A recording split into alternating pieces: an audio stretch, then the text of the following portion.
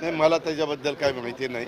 मला ते जाणवलं पण नाही, कारण मी एकनाथराव आणि देवेंद्रजी आणि CS असं बसतो आणि मला असं वाटलं, कारण आमचे पण मकरंदाबा पाटील नव्हते, दत्तामाव भरणे नव्हते, मुश्रीफ साहेब पण लवकर निघून गेले कारण त्यांना जायचं होतं. तर माझा असा समज झाला की आज छाननी आहे, म्हणजे ह्याची अर्जांची 288 नगरपालिका आणि नगरपंचायतीची, आणि त्या छाननीमुळं संख्या रोडवली का काय असा माझा अंदाज होता, म्हणजे मला वाटत होतं. परंतु नंतरच्या काळामध्ये मी त्या मीटिंगमधनं इकडं निघून आलो आणि नंतर काही पत्रकार मित्रांनीच मला ते विचारलं की असं काही झालं आहे का, पण मला खरोखरीच आतमध्ये असं काही जाणवलं नाही. तर मी लगेच एकनाथरावांना विचारलं असतं की एकनाथराव, म्हणजे मी त्या अँगलने कधी बघितलं पण नाही, कारण सगळे असे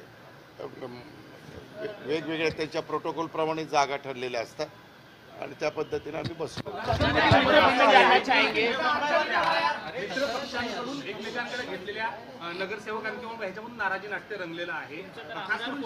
ऐका, आमच्या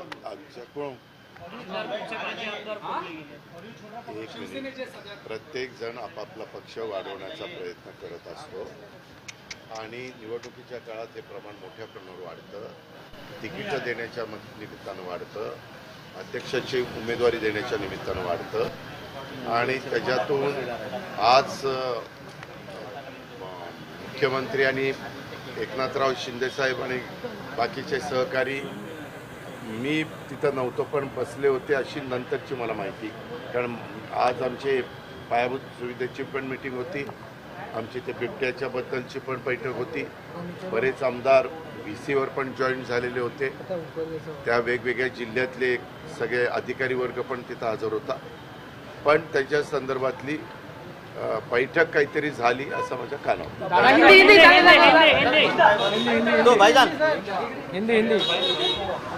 धन्यवाद मित्रा. बैठकीला राष्ट्रवादीचेही नेते नव्हते असं म्हटलेलं आहे.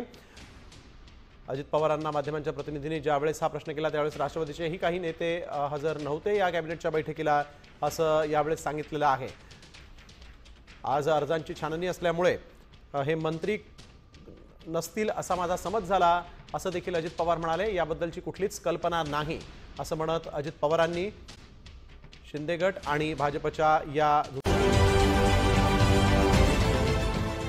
देश विदेशातील प्रत्येक घडामोडींचे लाईव्ह अपडेट मिळवण्यासाठी आता साम टीव्हीच्या सर्व सोशल मीडिया प्लॅटफॉर्मला लाईक, फॉलो आणि सबस्क्राईब करा.